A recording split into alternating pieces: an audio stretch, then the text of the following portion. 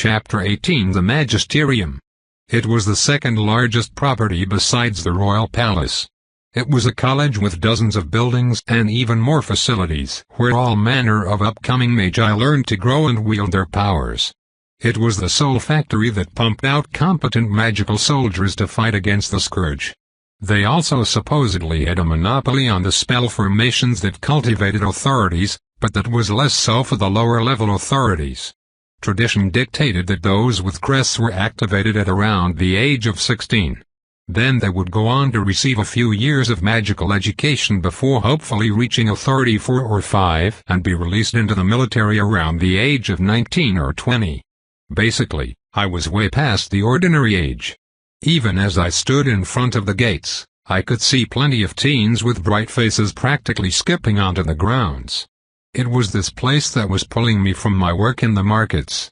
I felt it was good to start something new, but something in me also wanted to stay where I was. After all, I had been making something of myself. I had renown. With a sigh, I strolled onto the grounds. Since it was the middle of summer, I could feel the heat bear down from above, a foreign feeling since I had worked in the cool night for 5 months. But my new coat kept my temperature just right. I didn't sweat even though it had to be at least 90 degrees out. As I walked onto the grounds though, I suddenly heard a ring in my head. I lifted my aerial. "I see you. Stay there." It was Maxwell's voice, something I hadn't heard in almost a week. A minute or so later, I saw him walk over to me. He was dressed in his luxurious navy blue robes accentuated with gold and a few jewels, clearly displaying his rich disposition. His sharp face eyed me before nodding. "The coat fits you well. A worthwhile purchase. I hear I have you to thank for it. So thank you, Maxwell. I hope I can pay you back. That would take a while. Don't worry about it and follow me." He waved, and I followed with a smile. He led me onto the grounds where we entered one of the first buildings within the central plaza. An administration building. Bypassing the clerk, we found an elevator and rose a few floors before stopping at an office. He entered, greeting a man. "Berman. This is John, the one I was telling you about." Maxwell brought me forward as I observed this Berman. He was a stout man with a thick beard and glasses. Besides the robes, he looked like a normal office man. But within his body I could sense a thick aura of power, one I only recognized in knights. It seemed he was really strong, at least an authority like Rayla. He nodded to me. "So you're the student. Definitely different from the ordinary students we get every year. He's already faced plenty of adversity, and is an authority 3. I'd like to directly place him within the 4th-year class, particularly the elites." "Ha! That's too much, Maxwell. The 4th-year class I can do. But he'll have to earn a place in the elites naturally. Well, at least his age won't raise any questions. Though, his authority is a bit low. His power makes up for it. Just get him in the 4th year." Sure. With that, Berman retrieved a few sheets of paper and started writing. As he did, he stuck his hand out. "ID. Oh, here." Pulling out my card, I tilted it and retrieved my citizenship ID that I received a long while ago. However, the sight of my platinum card made Berman's eyes bulge a little as he took my ID. "Yeah, you're something else, huh?" I guess Maxwell isn't totally out of his mind. He shook his head while planting the ID against the papers, copying it in some magical way. He then stamped my ID card, marking it, before doing the same on the papers. With that, he was finished. Maxwell took one sheet while Berman kept the rest. "There, that's the entry form. He's been given residence in the classes you asked for. His ID is also that of a 4th year's. No questions will be asked about his authority, but his power still needs to be tested. So go ahead and head to the grounds. Just show them that paper." "Sure. Thank you, Berman." It's nothing. At least I got to see something interesting." He smirked at me while I was dragged out by Maxwell. Then, I was taken past the plaza and onto some training grounds. There were large fields of what seemed like soft stone. There were also plenty of kids already getting tested, including a line Maxwell sighed and pointed. "Just go wait in line and show them this paper when you need to." "All right. And should I be showing off everything?" "No. You have multiple weapons, so just take out one and use it. Don't worry about looking good. Just get your power logged and finish." "Okay." With that, I stepped into the line. I was surrounded by young kids, some as young as the minimum age of 16. The oldest one I saw might have been 18. I was 22, and while I wasn't much older, I felt far older. Hell, I felt years older than when I had first come to this world. The black market had changed me greatly. I waited in line for a while as Maxwell stood to the side lazily. When it was close to my turn, a kid nearby suddenly spoke. "I like your coat." I turned, seeing a boy who looked to be around 17 or 18. He seemed extroverted, so I just nodded. "Thanks. You look pretty powerful." "Yeah, I'm already authority too. My family had the spell formations for it." "Is that right?" "What family?" "I'm not sure you'd know." "Try me." I casually went along as his voice turned low. But I didn't expect the answer. "They're kind of hidden. We're called the Tavera family." "Oh. I see. You know about us? So you've been to the black market." "Something like that." I chuckled at the coincidence. At the same time, it was my turn. I waved to the boy. "Tell your patriarch that John said hello." "Patriarch?" He seemed a bit baffled as I stepped toward a man behind a desk. I handed him the papers. "What type of magus?" "Summoner." "HM.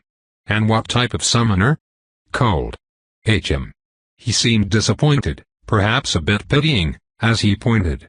"Go up to the target dummies and utilize your power against them. You have 1 minute to attack the dummy." "All right." With that, I moved over. There were a dozen target dummies that looked metal, so I casually picked one. In my hand appeared a revolver. Specifically, it was the Colt Peacemaker, one of the most famous revolvers that symbolized the American West chambered in .45 Colt. In the past when I had commoned with this gun, I had received the memories of an outlaw who was a particularly good shot. He wasn't known for his quick draws, but he made up for it with sheer accuracy, especially when riding a horse. I had gained his skills that I found to be fitting since I was usually running away from something in the trenches. I could wield this Peacemaker like a pro. Spinning it in my hand, I silently took aim at one of the dummies. My time had started. I pulled back the hammer, and fired. Bang. An explosion rang out, startling everyone around me. Looking past the gun, I saw my bullet hit the dummy in the head, yet off to the side a bit. Not quite a perfect shot, but still a killing blow. Since I had 5 more bullets, I let them loose. Bang bang bang bang bang. 1 more to the head and 3 to the chest. After that, I started ejecting cartridges and replacing them with new ones. Once it was fully loaded, I decided to have fun and taped down the trigger while fanning the hammer. Bang bang bang. Shorts went out in rapid succession, smoke rising from the barrel of my gun. After the last round, I found that most of my shots hit center mass, only one had grazed the side of its body. All my bullets left deep depressions on the dummy. It seemed to be normal iron or the like. I clicked my tongue. Decent accuracy. I'll take it. With that, I let the revolver return to the dimension, walking back to the clerk. "Is that all?" Yes." "Wait a moment." Hurriedly writing things down on the paper, he seemed to describe my ability in detail. And he got many things right. I wielded a weapon that fired small projectiles at high speeds. And I could fire 6 projectiles before reloading each projectile individually into the weapon. At the end, he rated my power as exceptionally lethal, but containing no supportive or defensive utility. With that, he handed my sheet back to me. I walked over to Maxwell with it. He nodded. "Very well. We have skipped most of the troublesome work. You will receive all your academic materials during your first day, so for now, we must settle you into your new residence. Come." He waved me along. Leaving the training grounds, we entered deeper into the college. The place we arrived was the residential building for all fourth-year students. It was smaller but more luxurious than the buildings for any of the other years. It was basically two massive mansions squished together. On the inside, there were plenty of rooms that resembled small suites. All of these students were well cared for. On the way in I only saw a few other students. They all seemed to be around my age, perhaps with a year of difference. I was observed with curiosity when I walked to my new room with Maxwell. It was when we arrived at the top floor that he finally stopped. "Here. Room 312. This shall be your home for the next year at minimum." He unlocked it with a key and beckoned me in. I strolled through the doorway and saw the moderately luxurious interior. It wasn't anything compared to my room at the hotel, but I would still be comfortable here. I bobbed my head. "All right. Is there any more business to take care of?" "I took care of everything already. I have assigned your classes and arranged your cultivation materials. You will receive everything tomorrow. Remember, you now begin in the morning, not end." "Yay, I'm already working on my sleep schedule." "Good. A letter will be delivered to you tomorrow morning containing directions for the day. And remember, you will still be having lessons with me. 3 days a week to start. There is still much to teach you before you inevitably leave." "Oh." I sighed. It seemed like I would still be forking out money for him. Not that I didn't have more than enough to last me a while. "Also, your bill has gone up to 10 gold bullion a week. Since I'll be teaching more core material." "What?" With that bombshell, the man finally took his leave. I was left groaning in financial pain. Oh God! Why is there a delivery here? A younger kid was skittish as he ventured deep into the academy grounds. It was a place only the elites of the magisterium would normally go, a place that he had no right being near. The Year 4 residences. It was a legendary place that everyone sought to rise toward, to be placed in. To be there was an honor that earned you renown for years to come. All the great legends of the school were located here. He was only supposed to be delivering first-day letters to all the new freshmen. It was supposed to be a simple and easy job. But then, he found one letter that was addressed to room 312 at the Year 4 residence. At first he thought it was a great opportunity to sneak a peek at the place. Everyone dreamed of going over there, so he quickly took the letter and rushed over. But the closer he got, the more the pressure mounted. Just walking through the Year 3 residential area was nerve-wracking enough. Those guys were psychos that fought tooth and nail to rise higher. He felt like he would be challenged if he so much as looked at someone. And the silence of the Year 4 area only made it worse. He looked at the entrance to the building. It was luxurious, fitted with gold and artistic pillars that symbolized greatness. And on the inside, he saw the hall walls that were lined of portraits of those legendary names who had come and gone with great prestige. There were even weapons, all of them giving off daunting auras. The young man didn't want to be there, even if it were a chance of a lifetime. But he trudged through, taking the elevator to the top floor. This is the fourth-year residence. So why are one of these letters going here? He muttered while searching. And looking at the golden numbers on each door, he found himself going the right way. But then, he turned a corner and was startled. A large man stood before him, one whose gaze made him shake in anxiety. He was tall, a long sword on his back that radiated the light of glory and ferocity. This young man, like all others who were fans of those renowned figures at the top of the rankings, knew who it was. But he didn't so much as make a peep when the man took the letter from his hand, glancing at it curiously. So I was right. Some newbie managed to sneak his way to the top. I'll take care of this.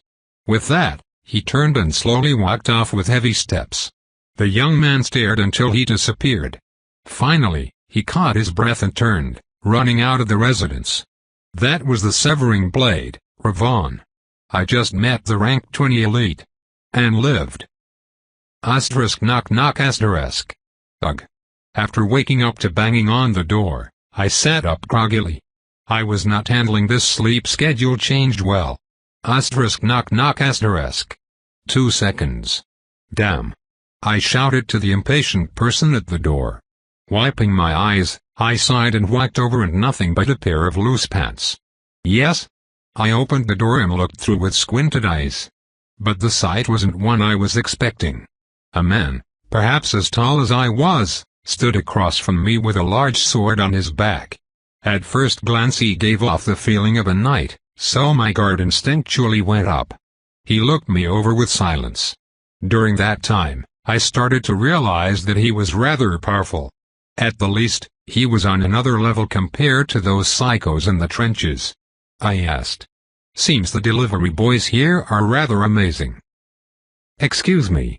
His masculine voice came out, seemingly not pleased by my remark.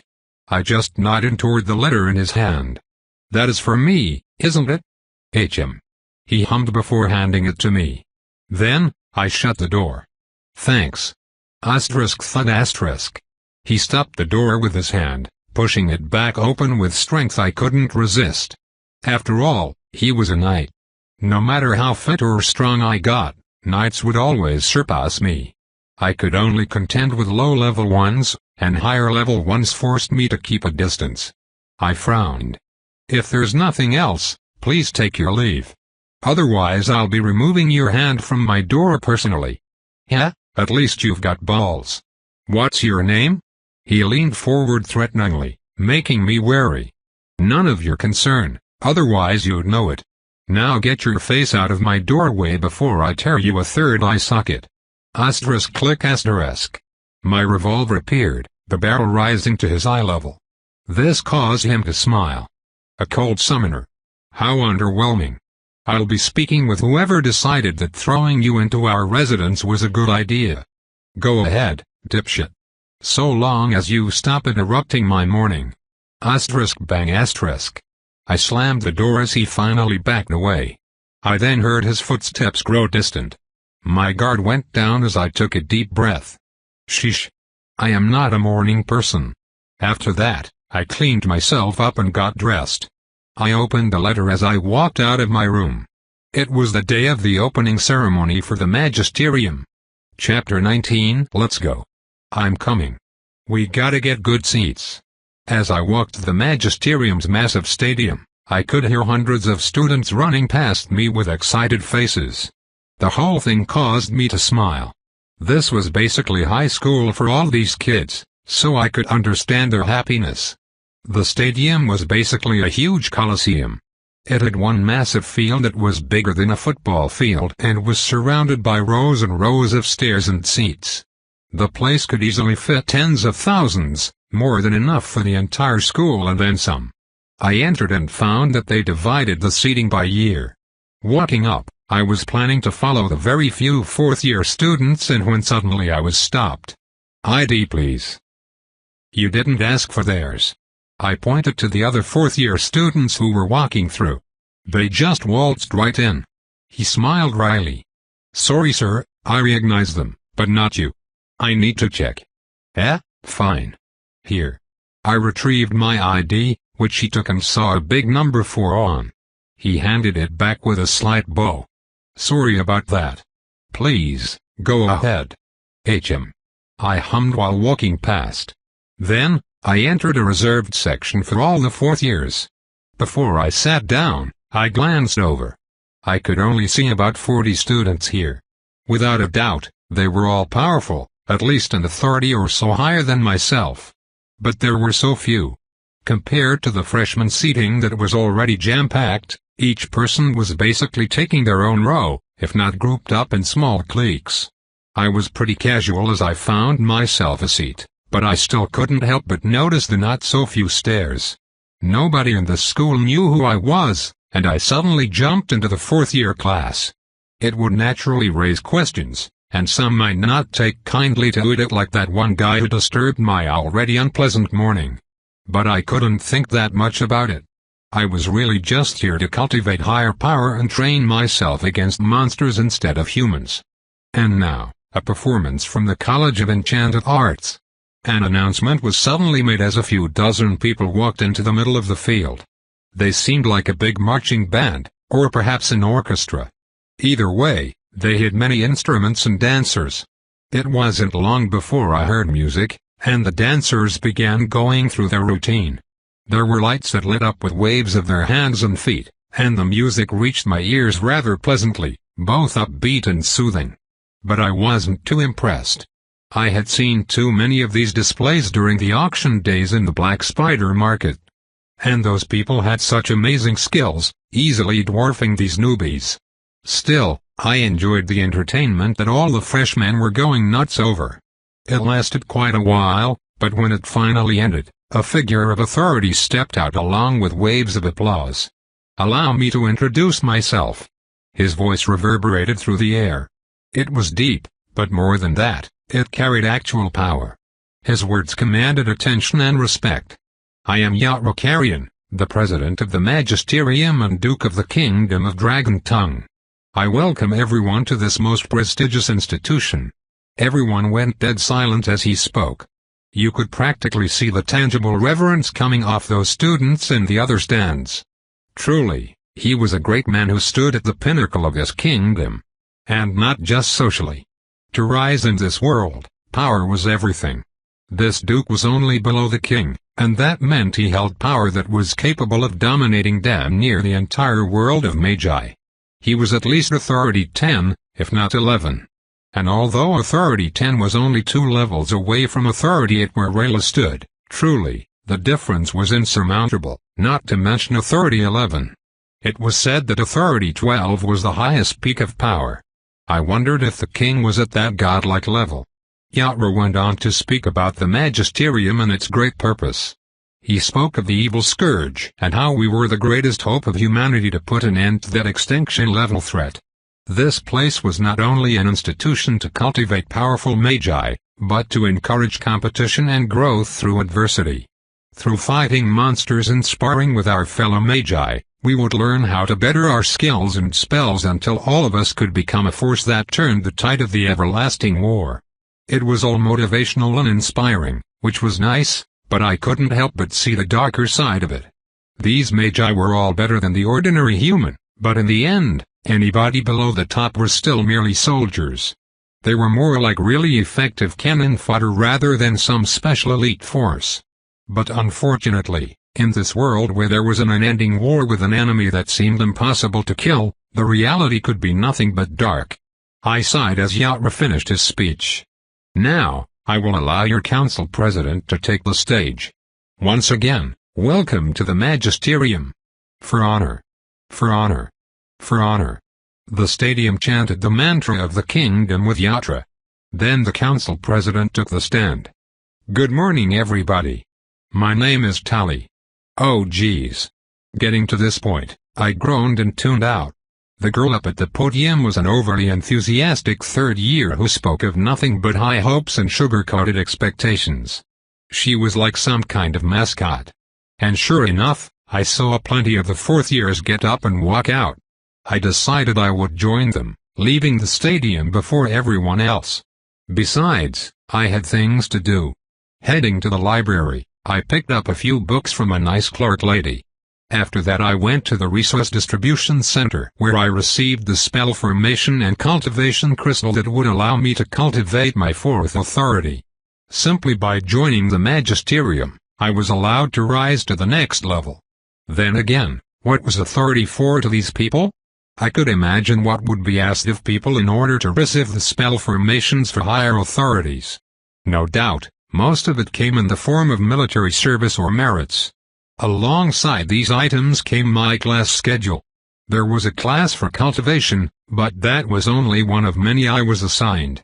Scourge analysis, geography, emergency medical proficiency. These 3 classes would take up most of my day, along with daily cultivation. But there was one that I looked forward to. Applied hunting.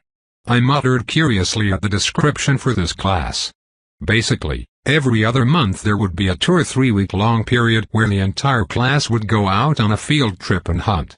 This could include beast hunting in a controlled forest reserve, or hunting the scourge alongside the military. This controlled hunting allowed all us magi to put our powers to the live test. After all, practicality meant everything. Theory meant nothing if it couldn't deliver on the battlefield. There would be nothing the first month of school, and come the second month, They would be throwing us out there for a whole 2 weeks. It seemed I would have time to get my bearings before getting thrown into the deep end. On my class list were the times for each class. Tapping my aerial, I checked the time and decided to make my way. Scourge analysis was the first class of the day. It was a class that taught everything regarding the scourge. Monsters, materials, weak points, tendencies, geographical habitats, and counter-tactics. Normally, someone in the 4th year wouldn't be taking this class. Having gone through several years, they had already learned everything they needed to. But since this was my first year, I had none of those basics, which was why I was thrown into the freshman class. I had to admit, it was a bit embarrassing. When class started, I was surrounded by nothing but young teens. I was severely out of place, wondering if I would be able to get away with teaching myself. It was no different for the class after that. Geography wasn't the normal geography class that I had thought it would be. One could say it was an analysis of the macro-scale movements and shifts in the scourge's activity.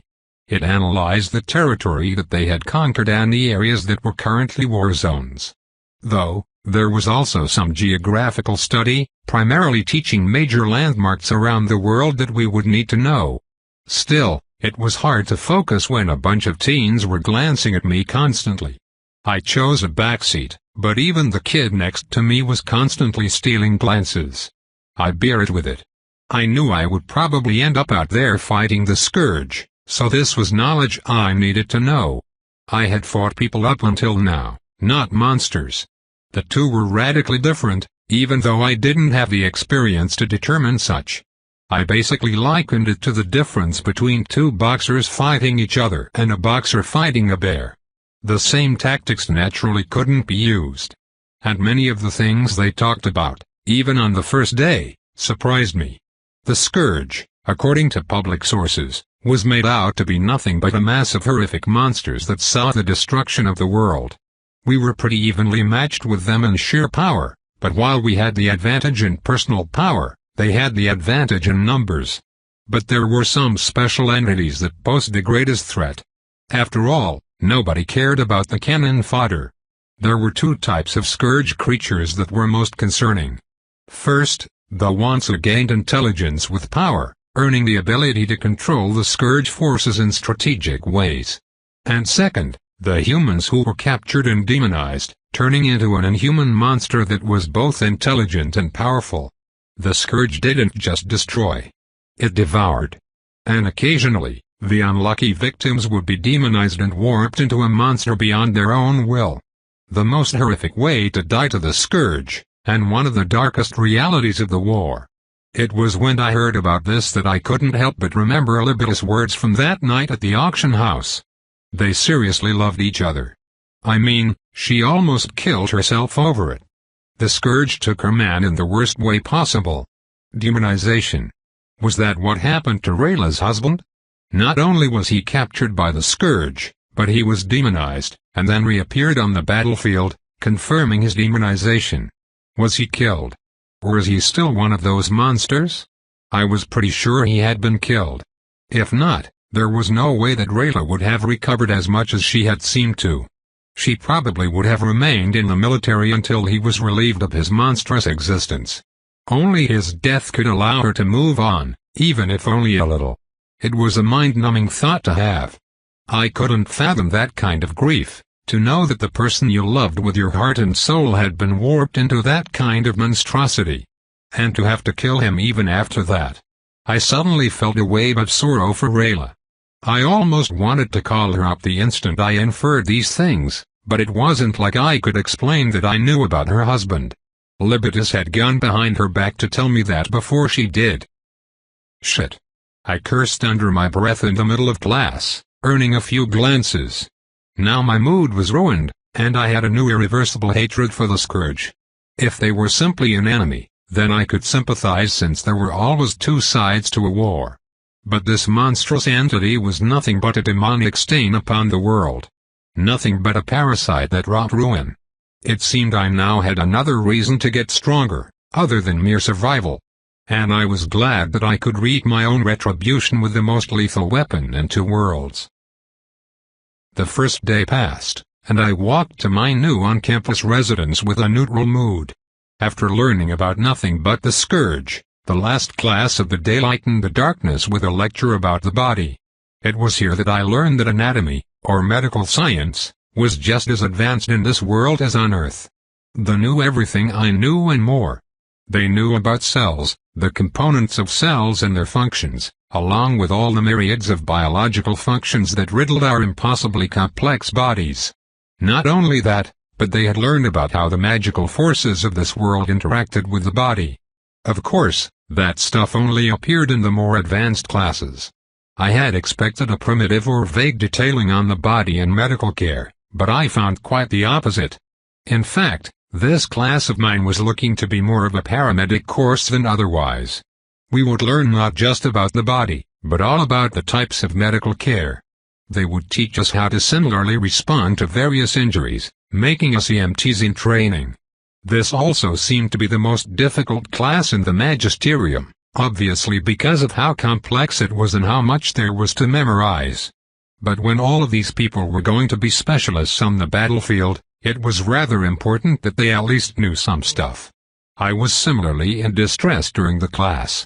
I wasn't cut out for memorizing all that information, a reason I never even fathomed becoming a doctor. Too much to learn. But I found myself keeping up, especially in my other courses.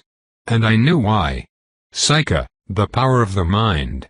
Summoners, although generally known for being weak, were also known for one other thing. Being the smartest people in the kingdom. With minds that became sharper, faster, and stronger with every authority they gained, summoners received many boosts to their cognitive abilities. They were the most successful in academics, even beyond warlocks who studied magic spells. This would naturally help immensely in regard to my classes. I almost looked forward to it. Beyond that though, I only had one thing to focus on. Cultivating my authority was my most important task. With a greater authority, I could unlock bigger and badder guns. Those would secure my survival, especially since I was sure my first hunting trip wouldn't be an easy one. I was hoping that I could advance in a month, like I had been, but upon opening the book to see the formations I needed to use, I couldn't help but lose a bit of hope. This is absurd. What am I looking at? A circuit board. The book was filled with all these impossibly complex lines and symbols. It was hard to even look at, let alone use. It seemed Authority 4 was a rather massive jump.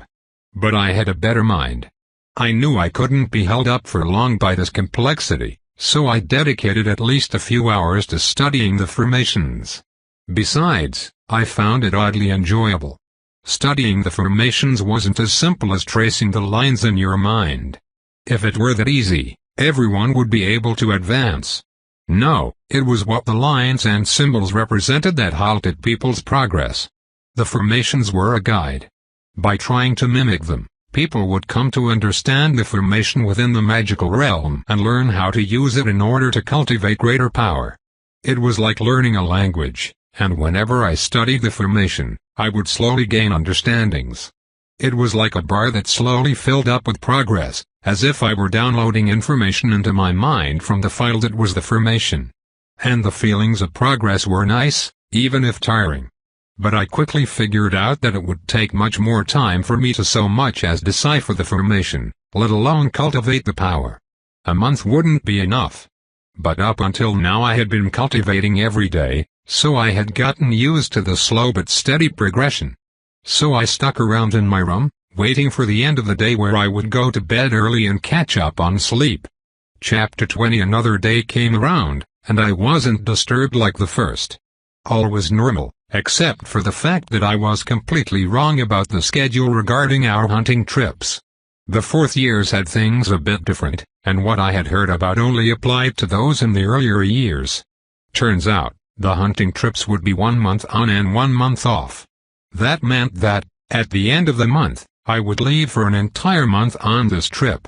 And I wasn't simply going to a forest inhabited by monsters.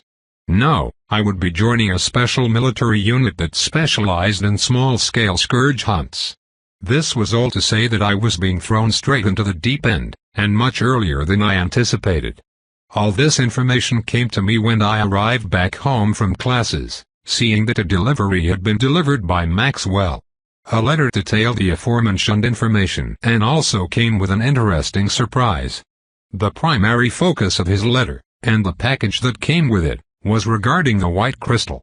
The church pioneered the first and best way to purify black crystals infected with the scourge's poison, creating white crystals. These crystals could be used in magical devices or used for cultivating authorities. But the magisterium, or the kingdom, didn't use the white crystals of the church. In order to combat the church's monopoly on the crystals, they developed their own method, an inferior one. It purified most, but not all, of the scourge's poison. This created purity grades for the crystals and introduced problems that came with cultivating with them. It was no different from cultivating with poison. The energy given to you was impure, and methods had also been created to purify the energy inside of you after the cultivation was done. Basically, the kingdom created a problem and its solution all in an attempt to economically fight the church. While it was a natural course of action for two massive organizations, it was still a shitty situation for those who were forced to use the tainted crystals. All those at the magisterium and the kingdom's military were those victims. Of course, many went and got their hands on the church's white crystals anyway, and thankfully, Maxwell was making himself out to be one of my avenues. Inside the package I received was a white crystal a grade above the previous one I used. Maxwell said that, due to the nature of my call, I couldn't cultivate with the impure crystals at all. My call would reject any form of impurity, so I was forced to use white crystals. Not that I had an issue with this. And with the white crystal was another set of advancement formations that he told me to use instead of the standard ones. They were even more complex, and he didn't explain why, but since I was already going along with his guidance, I couldn't stop here. Thanking him inwardly for the help, I threw the crystal into my spatial bracelet. I simultaneously stashed the other crystal away. I wouldn't need it anymore, not that I could begin cultivating immediately. Beyond that, there was only one other piece of information that I paid attention to. Everyone at the magisterium was placed into combat classes. These classes taught knights martial arts, taught warlocks how to use their spells in various situations, and taught summoners how to effectively utilize their summons. But I wasn't placed into any combat classes, or at least, not on paper. Apparently Maxwell had arranged something else for me. It was something like a club. The place was basically a training ground. Due to the unique nature of my summons, I couldn't go fighting anybody for fear of outright killing them. Guns were kind of an all-or-nothing weapon. So he put me into this club that I would report to when classes were over. So the next day, after going through all my classes, I went around to a certain building number located in an obscure corner of the campus. Only, it wasn't a building that I came to. It was a gate with the number across its signboard. I walked through, seeing a small building to the side. I went and knocked on the door, waiting several seconds before it opened. Who are you? The man who greeted me was a rough one. He was old, his eyes sharp and scrutinizing, and the wrinkles on his face scrunching in a perpetual frown. But he was dressed in rather luxurious clothing. I recognized its quality, even though it wasn't an extravagant robe like what Maxwell wore. In the black market where nice things were everywhere and also exorbitantly expensive, I had developed a good eye for something's quality. I greeted back casually. Hi. I'm John. I was told to report here after classes. Oh, you're Maxwell's apprentice. Come in then. I'll explain everything. I walked in with his beckon, closing the door behind me. I found that the small room was completely dark except for the dozen screens that covered the front wall. Each one displayed a different video feed, some of them displaying two. In each feed was a person. I saw some knights, several warlocks, and only a few summoners. They were all fighting, and their opponents weren't each other, but what looked like robots. Of course, they couldn't be mechanical robots. I saw all these magical designs on their bodies, ones that glowed whenever their monstrous bodies moved just like beasts. This is the Magisterium's finest training ground.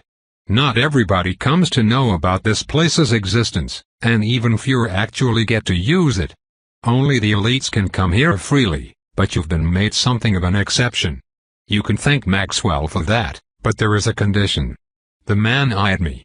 You can use this place for the next month until you go on your next excursion, but if you don't produce satisfactory results while on that trip, then you won't be allowed back.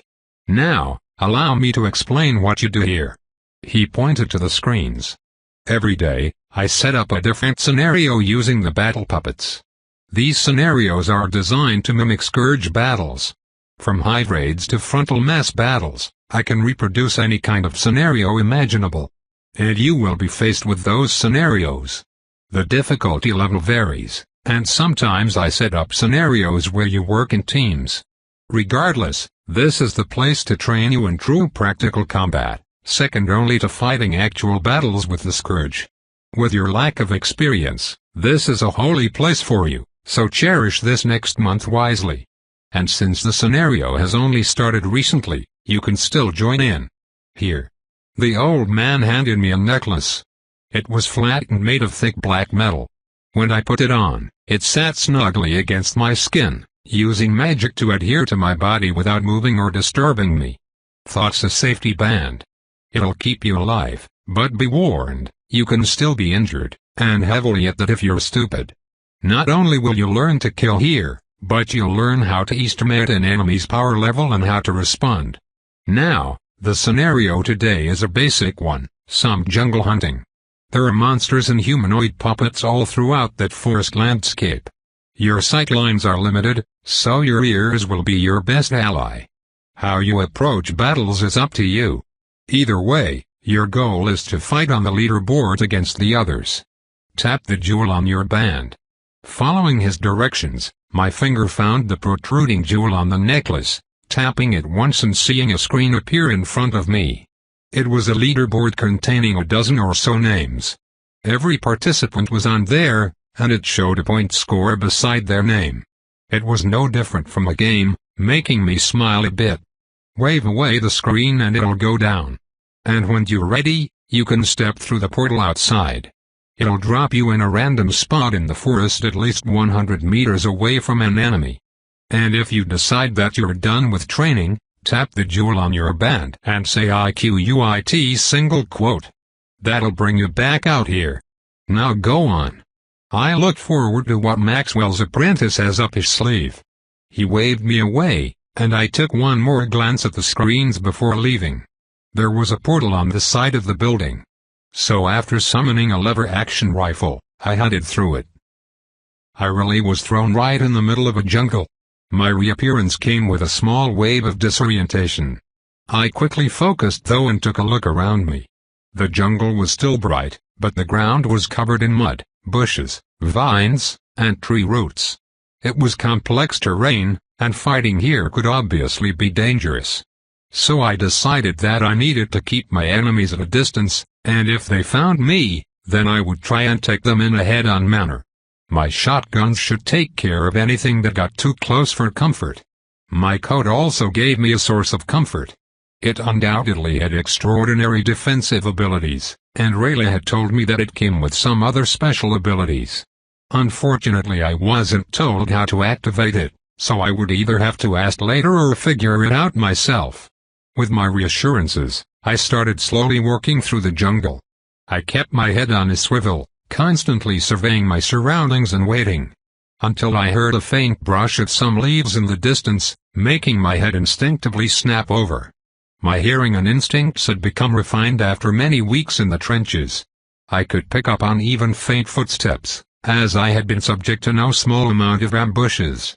So my hands moved instinctively, my body lowering and my eyes taking aim across the sights of my gun. At the end of my barrel, I could see a monster. It wasn't an animal, but one of the puppets that was shaped like one. It was an agile creature, looking closer to a tiger than anything else. It didn't seem to have seen me yet, so I kneeled down and steadied my barrel. This would serve as good aim training as well. I was already glad Maxwell had got me into this place. With those thoughts, I centered my sights. And I didn't hesitate in pulling the trigger. Bang asterisk. The sound shook the jungle, and in the distance, I could see the monster drop to the floor, dead.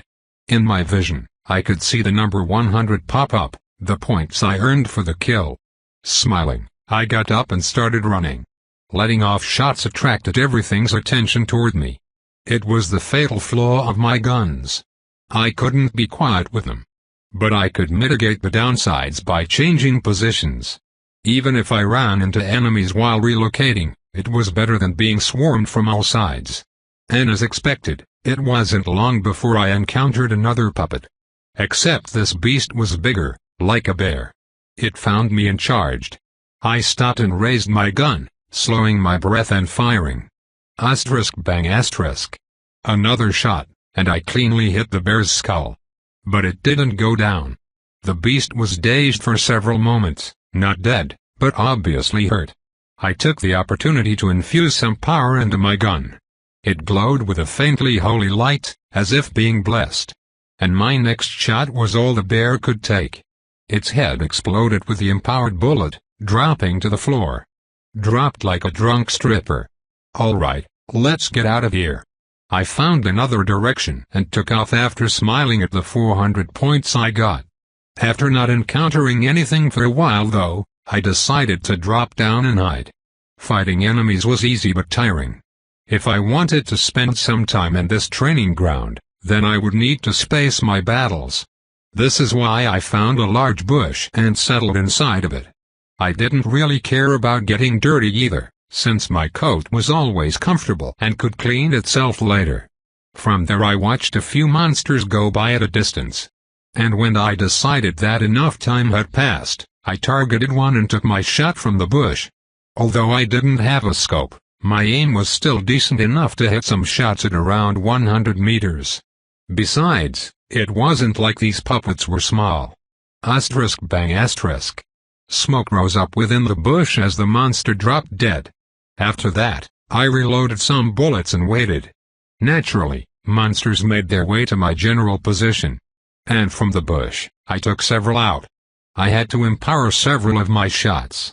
That was the proper term for using my psyche to make my spirits, or my guns, stronger. And with every kill, my points grew. It was only when I had killed 6 that I finally rushed out of my bush, a large group converging on my location. I fought off several monsters while running, killing 4 more and eventually managing to calm the agitation my gunshots had caused. Like that, I repeated a cycle of hiding, killing, running, and hiding again. The forest was big, and there were varying densities of monsters. But I noticed that the further in any direction I went, the stronger the monsters got. But that just meant more points. Besides, not all monsters had tough bodies. Many were of the warlock type, casting their own specialty spells. But those were the easy ones. My killing speed was good. And my routine went well until I encountered another person, not a puppet. Hiding within a foxhole underneath some tree roots and bushes, I spotted a person in my sights not that far away. They seemed to be looking for something, probably me, as I had been causing tons of noise. But I just watched for a while. I tracked them with my sights, my finger brushing the trigger while imagining if I could hit my shots while they were moving. It was a woman, and an agile one at that, as she could scale and hop between trees. She had short brown hair and wielded a sword, obviously a knight. It made me a bit more wary. Knights were my bane. But as I imagined taking my shot, something interesting happened. It was right as I had the thought of pulling the trigger that the girl suddenly jolted and dashed out of the way with inhuman agility. Of course, I wasn't actually planning on taking the shot, but it seemed that she had sensed my intentions. For a moment I thought that something like that should be impossible. How could she possibly read my mind from a distance, or Dolph for that matter? Especially since she was totally unaware of me. But after dodging a non-existent shot, she suddenly turned toward my general direction. She didn't immediately spot me, but it wasn't long after that I saw her eyes lock onto me through the bushes. I smiled as she crouched aggressively. Then, I rose. I slipped out of the bushes, waving with a smile. "Hey there. What's your name?" "I should be asking you that. I don't recognize you. She narrowed her eyes and straightened her body, feeling less threatened now that I lowered my gun. I shrugged. I'm new here. This is my first day at these training grounds. I'm kind of having fun too. You're the one making all that noise. Guilty as charged. A cold summoner. She had a peculiar look while observing my gun. Even I could sense the type of Migas a person was. It was a sixth sense, so she could obviously do the same, especially since she was probably of a higher authority. Then, she looked at my face. You're the new fourth year. You've heard of me? Not anybody can just walk straight into our class. Besides, Ravon made a big deal about you. It seems he lost since you are still here. Ravon? The Severing Blade, yes. You really are new here. You don't even know the names of the elites. She smirked a bit, and I couldn't help but chuckle. Well, I'm not the best with names. But I'd still like to hear yours. I smiled and approached, putting out my hand. The girl smiled and shook it. Tana. Nice to meet you, Tana. I'm John. Hello, John. You're a noisy one, but since you're here, you must be powerful despite being new. Yes, and I apologize for startling you earlier. I chuckled while remembering how frantically Tana had dodged my imaginary bullet. My words made her tilt her head as we separated hands. Yes, I was actually confused as to why you were so open with your intent. Considering the fact that I have no idea what that is, you can probably imagine that I didn't do it on purpose. Wow. You're really new. She was quite baffled by my ignorance. I couldn't help but sigh at that. Yes, I'm still learning a lot. You didn't learn anything in your combat class? I don't have a combat class. The lethality of my weapons prohibits fighting others. I see. She eyed the rifle in my hands and glanced in the distance at a few puppets I had killed. I hadn't attacked more than a few times, and every target had died. If that wasn't lethal, then what was? I smiled. Care to teach me about this so-called intent? I'm not exactly here to teach. But I'll make a bet. Shoot. I nodded, and she brought up the leaderboard. Beat me on the leaderboard, and I'll teach you. I seem to have a long ways to go then. You sure do. So let's see if your lethality can earn the tutelage of an elite. Of course, I won't just sit idly either. She spun around and crouched, launching her body into the air and onto a tree branch about 40 meters away. She then looked behind her at me, waving with a snicker. I'm not interested in being a tutor, so you better get going. Yeah, playing hard to get, I see. I chuckled as she dashed into the distance. I couldn't fathom the kind of strength or agility her body had to be able to bound dozens of meters with each step. Once she promptly disappeared, I pulled up the leaderboard. My name was sitting nicely at the bottom. And from there, I searched for Tana. I quickly found her name. Out of the 14 people currently in this jungle, she was sitting high and mighty at third place. I had a grand total of 5,300 points, but she had a whopping 64,000. Bullshit. As if I even had a chance. Well, I guess I should at least try. Let's get out of last place first. With that, I sent my gun back to the dimension and started jogging. The deeper I went, the more powerful the monsters, and the more points I got. If I wanted any kind of chance, then I would need to test my wit with those beasts. And I didn't stop for anything, not even the few beasts that ended up in my path. Soon enough, I arrived where I wanted to be. Chapter 21. The jungle changed colors, from green plants to bright purple plants. The dirt also changed from brown and black to a deep red. It was a rather jarring change. But this was still the place I wanted to be. The monsters here, as I had found, were significantly stronger. No longer could I kill a night-type beast in a few shots to the head. It took large portions of my psyche and well-placed bullets in order to kill them. And even then, that gave them time to close distance. They were fast, tough, and agile. My aim was stressed, as was my athleticism. Thankfully I had learned a lot in the trenches, being ambushed and attacked by several people at once. That experience allowed me to keep my bearing in the face of a beast that refused to die. And more than that, each beast was worth upwards of 2,000 points. My score on the leaderboard rapidly climbed with each kill. In fact, it only took half an hour to climb to 20,000 points. But in that time, Tina had gained another dozen thousand. It was only a bit slower than me, and even given several hours, I might not be able to catch up. But that was no reason to stop. My foremost purpose in being here was for training. I wasn't simply trying to farm points, as that would defeat the purpose. It would only be a month from now that I would have to go and fight the Scourge alongside a military unit. As confident as I was in my guns, I understood very deeply how inexperienced I was with fighting monsters, and more than that, working with others in a combat situation. My aim wasn't perfect, even if it was good. In a fast-paced and stressful environment, a mistake on my part could kill an ally. Most fighters were knights, and they fought in close combat. As a ranged attacker, I would need to land my shots on target without hitting them. Of course, many of the memories that I received from the spirits of my authorities directly gave me fantastic aim. Especially the more powerful spirits, which contained the experience of skilled soldiers or accomplished gunmen. And those memories didn't simply vanish when I wasn't communing with the spirits. They remained faintly in my mind, and my personal experiences from utilizing those memories stayed with me.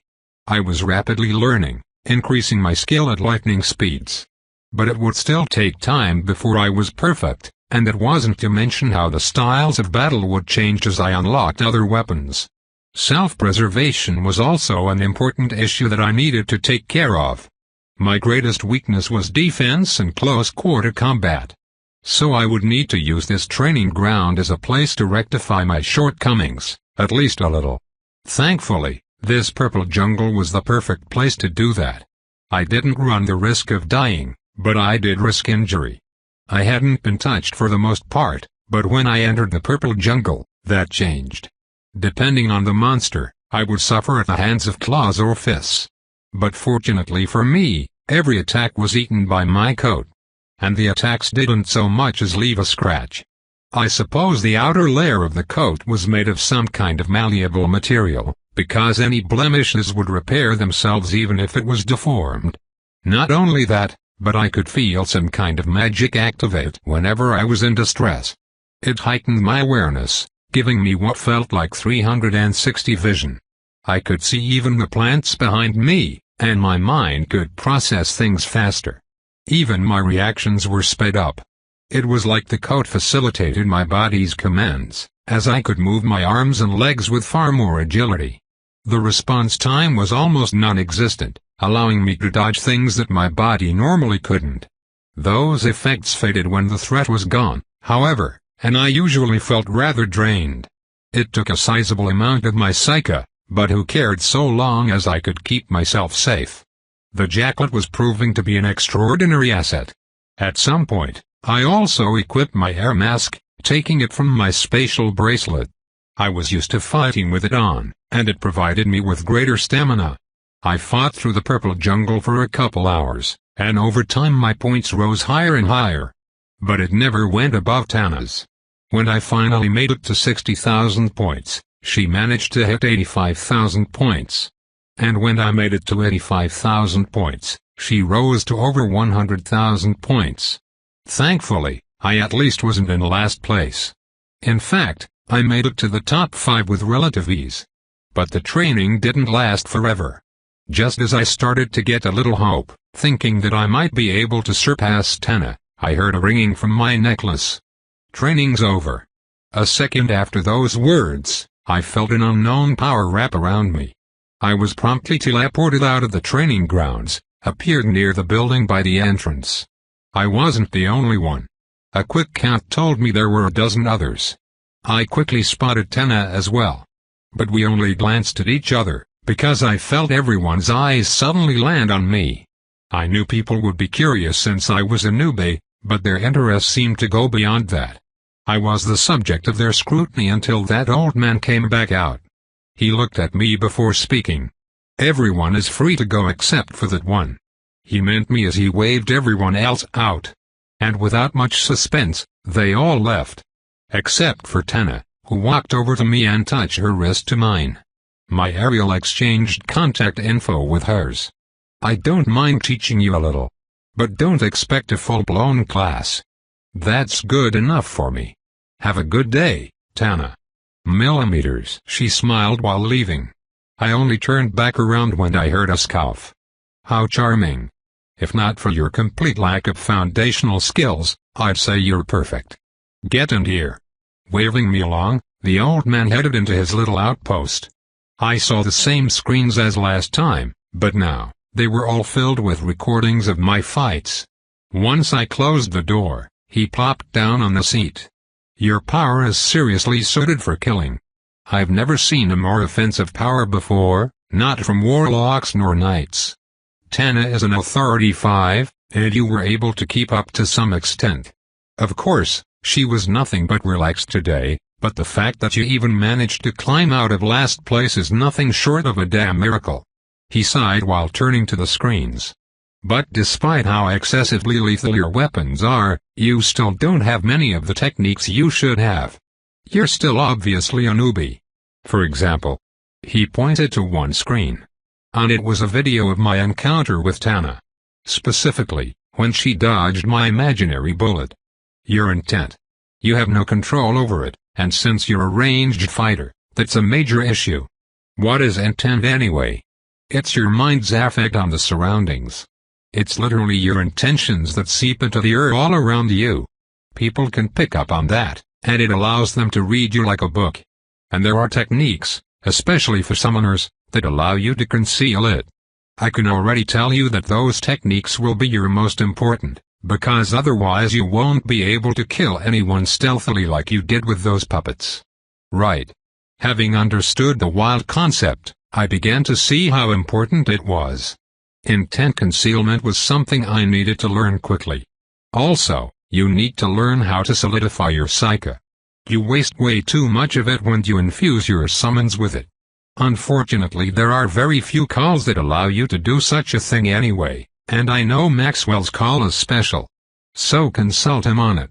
You'll become more efficient and powerful when you bring it under control. Look.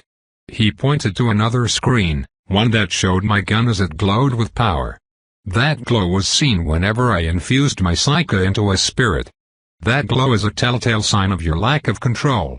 I would estimate that nearly half of your power is wasted in the infusion process, and it only gets worse as you infuse more. But the good news is that you obviously have a bountiful pool of psyche anyway. What makes you say that? I didn't exactly see how my pool of psyche was bigger than normal, but apparently this old man could. He glanced at me. You infused a lot of psyche into your weapons throughout the hours that you were in the jungle. I couldn't estimate it properly, but when looking at the glow of your spirits and how often you killed those high-level puppets, and then considering the fact that you're only at authority 3, I can only conclude that the sheer amount of psyche at your disposal is rather enormous. Granted, your power is entirely offensive in nature, but not everyone can jump several authority levels like you do. That easily puts you on par with the elites in terms of your latent potential. I can see why Maxwell took you under his wing. He seemed to grumble while shutting down all the screens. Alright, now get out of here. Be back tomorrow immediately after your classes. We'll have another scenario going, one that will give you some very valuable experience. I can't have you dying during your hunting trip, after all. Okay. Oh, and what should I call you? I asked, since the old man still hadn't given me his name. He spoke while ushering me out of the room. I'm called the Puppet Master. Alright, Mr. Puppet. I'll see you tomorrow. HM. He narrowed his eyes at me while I left. As I walked back to my room, I did a mild reflection on the past few hours, mainly my talk with Mr. Puppet. Honestly, he was a bit hard to talk to. His sharp eyes and authoritative demeanor didn't leave much room for discussion. I could go back and forth with Maxwell when he taught me his call, but I couldn't do that with this old man. It was a bit stifling, but he still fed me valuable information. My intent and my control over psyche.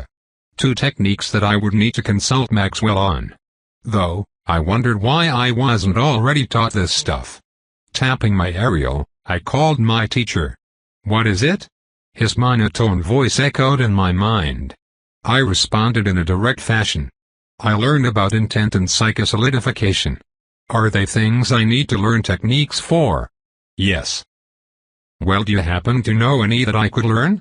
It took a second for me to respond after he gave me such a succinct answer. I heard him hum. "Controlling your psyche and solidifying it is something that can only come through practice and dedication. Knights and warlocks spend years constantly honing their control, and there are extremely few who are ever able to solidify their power. So while a technique isn't actually necessary for evolving your control, there is a technique that can help." "What?" "The one you've been practicing this entire time. The one I taught you when you first came to me." My eyes widened a bit.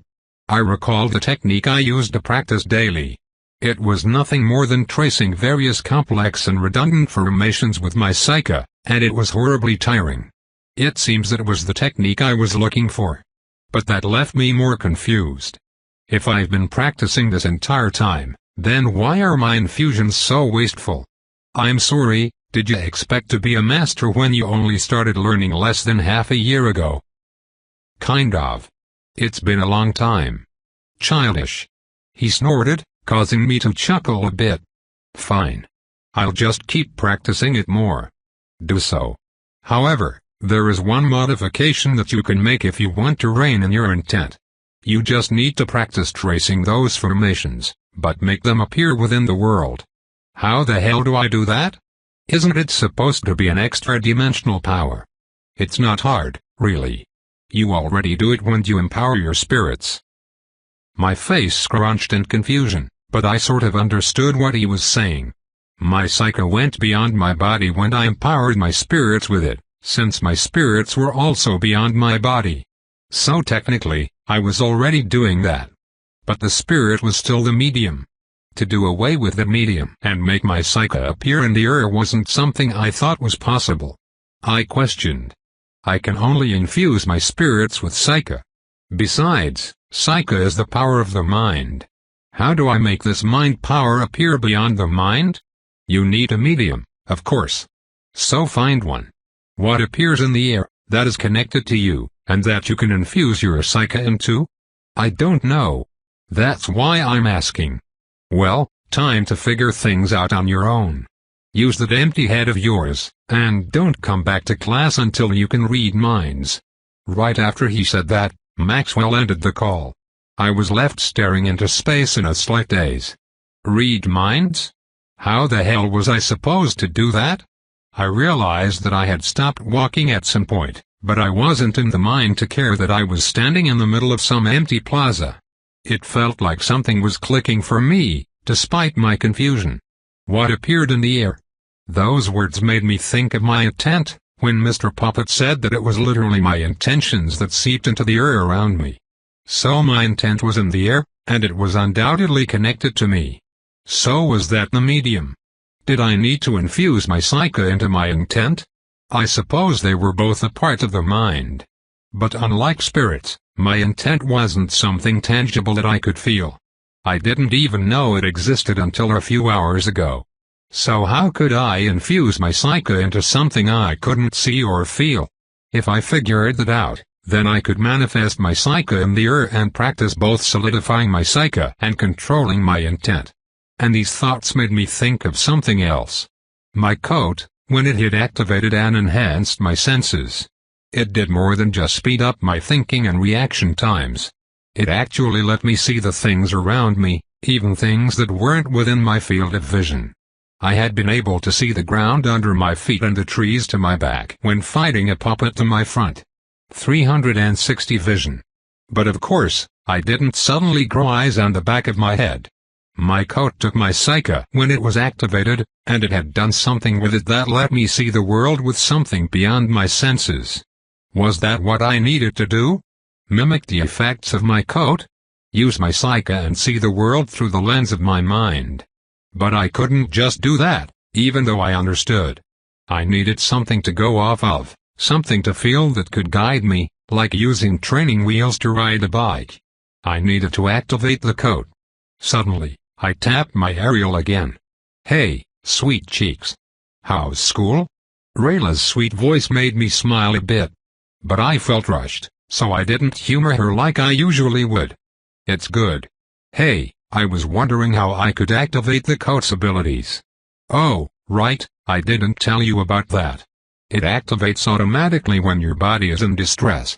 But if you want to activate it preemptively, you just need to infuse your Psyche into it. You should have felt it make a connection with you, so just stream your Psyche into that connection." "Oh. Alright. Thanks. Are you training?" "Something like that."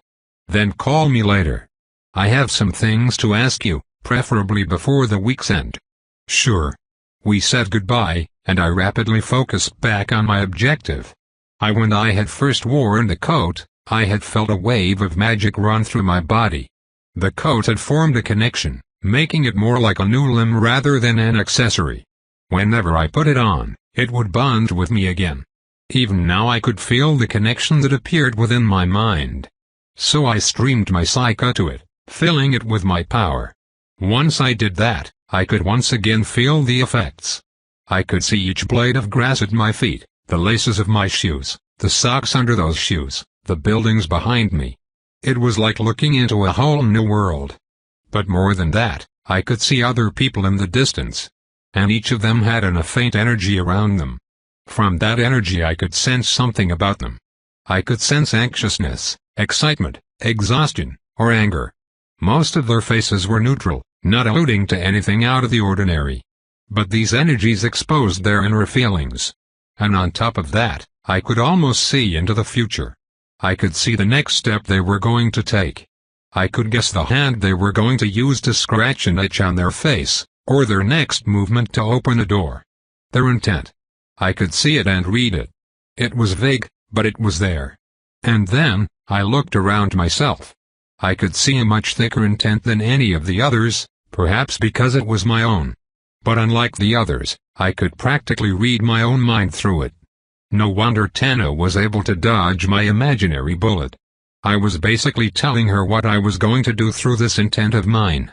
But that wasn't my biggest concern. Instead, I quickly focused my Psyche. I could finally feel my intent. So I let my Psyche out. A little wasn't enough, so I let it all flow. I mustered the entirety of my pool, pushing it all out into this energy field of mine. The coat was acting as my guide, and I tapped into the feeling. And then, I could see it. The air. Or, I should say aura was the best word for it. An aura around me that spread for dozens of meters. It was like a beacon of light, broadcasting my existence to the world. And anyone with eyes could see a bright light. This aura of mine, how it was so spread and open, made me feel exposed. Everyone else also had auras around them, most just as big as mine. And through them, I could get an even deeper glimpse into their mind, as if I was getting a hint of their thoughts. How could anyone live knowing that their thoughts were practically spilling out into the open like this? It made me shudder. Maxwell could see all this, no doubt. So this entire time, my mind had probably been an open book to him. No wonder he seemed so lofty in his attitude, as if he knew everything. He may as well have, with an ability like this. This seemed to be some kind of enlightenment for me. I need to rein this shit in as soon as possible. It's almost humiliating. I mumbled out loud, but even that was weird, because it felt like I was speaking even before I did. I was basically guessing what I was going to say, and then making true on those guesses. But with those words, I made my conviction. Then, I suddenly felt a wave of weakness and exhaustion. I faltered, falling to one knee as my supernatural awareness disappeared. No longer could I see what my eyes couldn't. However, I still felt like I was far more aware of the world, and especially the people. I could still sense a hint of the aura of those strangers in the distance, even though it was no longer as deep. It made me laugh even though I was racked with a horrible headache moments later. Truly, an enlightenment. Now, I could at least begin to work on bringing things under control. Tobe continued,